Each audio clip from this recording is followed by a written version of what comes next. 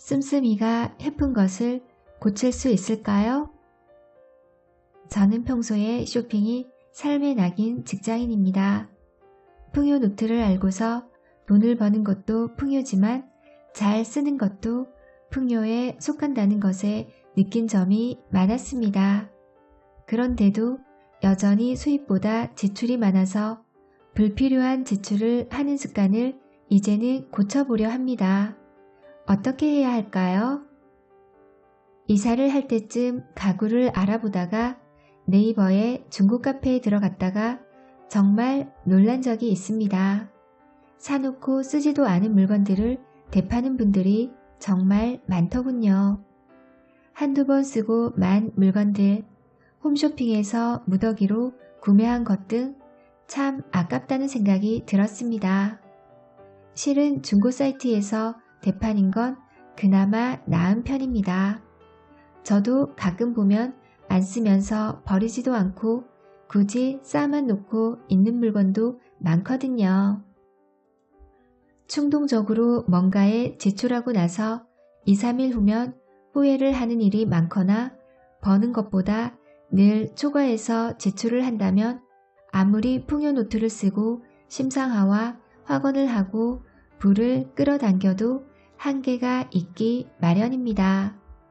그러면 우리는 왜 충동적인 지출을 하게 되는 걸까요? 이른바 지름신이 강림하는 이유는 무엇일까요? 공통적으로 사람은 과시하고 싶은 욕구 때문에 지출을 합니다. 특히 과시의 욕구는 남자분의 경우가 더 강합니다. 고시원에 살아도 차는 장기 할부로 중형차를 뽑는 직장인처럼 여자 앞에서 혹은 다른 사람들 앞에서 남자로서 체면을 세우기 위해 무리한 지출을 하는 것입니다. 경제와 산업이 발달하는 건 좋은데 그만큼 좋은 상품과 서비스가 매일 시장에 새로 출시되다 보니 그걸 따라잡기 위해 지출을 하는 경우도 생기고요. 솔직히 투지폰을 사용하는 사람과 최신형의 아이패드와 갤럭시 노트를 갖고 다니는 사람을 은근히 비교하게 되니까요. 남자분들 경우에는 자기가 사용하는 도구를 자신과 동일시하는 경향이 많아서 더 그렇습니다. 도구가 뛰어나면 그 소유주도 뛰어나다고 생각하지요. 그래서 보드 타러 처음 가는데 장비는 최고급으로 이제 막 사진 도어에 가입해 놓고 전문가용 DSLR을 사곤 한답니다. 이런 것이 과시형 지름신의 유형입니다. 여성분들도 과시하기 위해서 뭔가를 산다는 말을 많이 듣습니다. 하지만 그것보다는 여성들의 지름신은 알고 보면 불안 때문인 경우가 많답니다. 좋은 구두는 여자를 멋진 곳으로 데려다 준다는 참 절묘한 카피가 있죠. 이렇게 신발이 많은데도 또 신발을 사는 건 표면적으로는 예뻐서 필요해서인 것 같아 보이죠. 하지만 실은 지금 이 장소와 이 시간이 아닌 다른 곳으로 가고 싶다는 심리가 근원입니다. 말하자면 현실이 뭔가 불안하고 약간은 불만족스럽다는 뜻이죠. 여성분들의 경우 충동 구매를 기록해 놓고 살펴보면 주로 생리전 기간에 자주 그런다는 걸 확인할 수 있을 거예요. 이때는 호르몬 때문에 특히 불안함을 많이 느끼거든요. 그래서 쇼핑을 함으로써 불안감을 해소하고 안도감을 찾습니다. 가방도 비슷한 것으로 한 개쯤 더 있으면 옷에 매치하기 좋겠고 비타민 A, B, C, D, E를 먹고 있으니까 이번엔 철분제를 먹으면 더 건강해질 것 같고 그런 심리가 작용하는 거지요. 그러다 불안한 마음이 어느 정도 해소가 되고 기분이 평소 상태로 돌아오면 카드 명세서를 받고 뒷목을 부여잡게 되고요.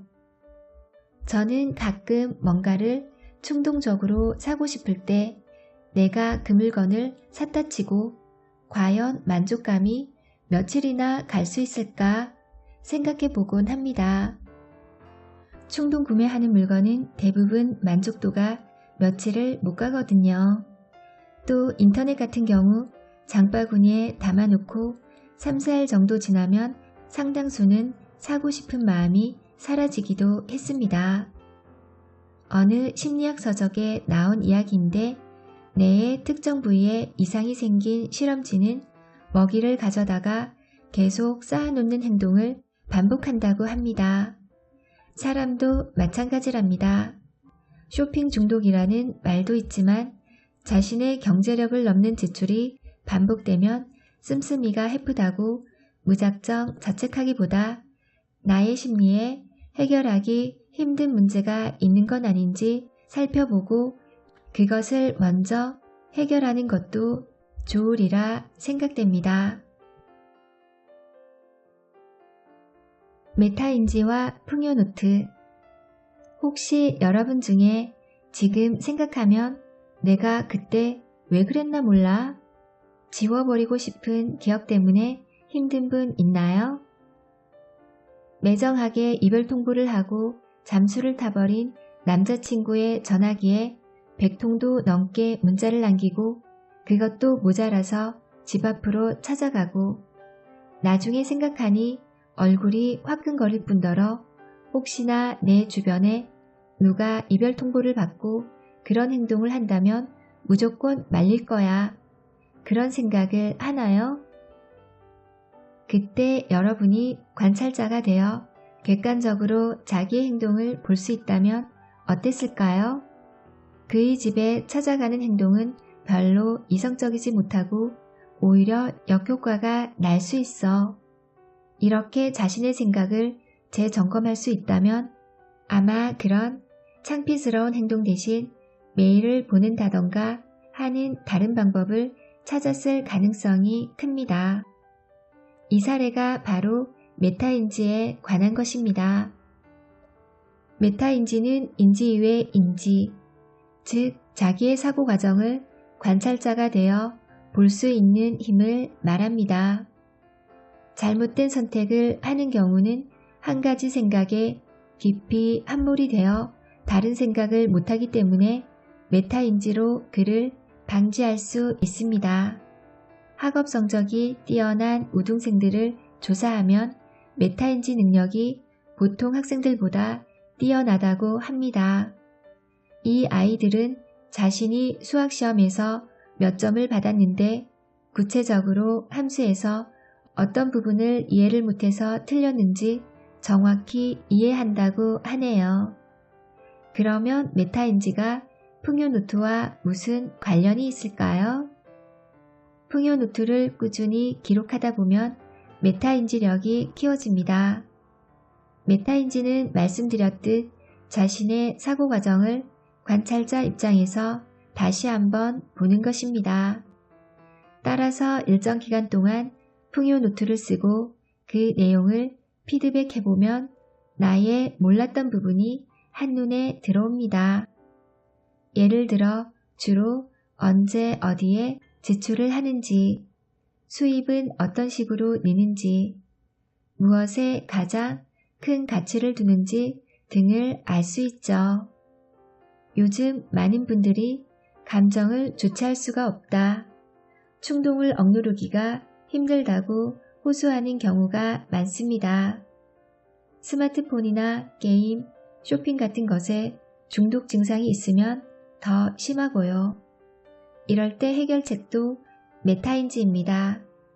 메타인지력이 키워지면 자신의 생각과 행동에 통제력을 가질 수 있으니까요. 처음부터 메타인지를 생각하고 풍요노트를 적기 시작한 것은 아니었습니다. 하지만 풍요노트를 적으면서 돈이 모일 수밖에 없었던 게 미처 몰랐던 돈에 관한 나의 생각과 행동 패턴이 노트에 고스란히 드러나니 그 점을 바꿔볼 여지가 생긴 것이었죠. 이 책은 금전적 풍요에만 적용하여 노트를 설명했지만 인간관계를 향상시키고 싶은 분들은 이를 인간관계 노트로 적용하면 역시 같은 효과를 볼 수 있습니다. 메타인지를 통해 타인의 관점과 생각을 이해할 수 있으면 인간관계가 안 좋을 수가 없겠죠? 앞서 기록은 곧 심상화라고 했지만 메타인지 측면에서도 큰 도움이 된답니다.